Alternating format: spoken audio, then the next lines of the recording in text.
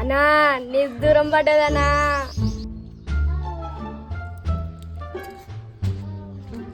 నేను నిన్నుంచే ఆడతా. అరే ఇట్లా కాదు కానీ నువ్వు 10 నేను 10 పెట్టుకొని పెట్టాడదాం. ఇదేదో స్కాబ్ లెక్క ఉంది. సరే ఓకేనా.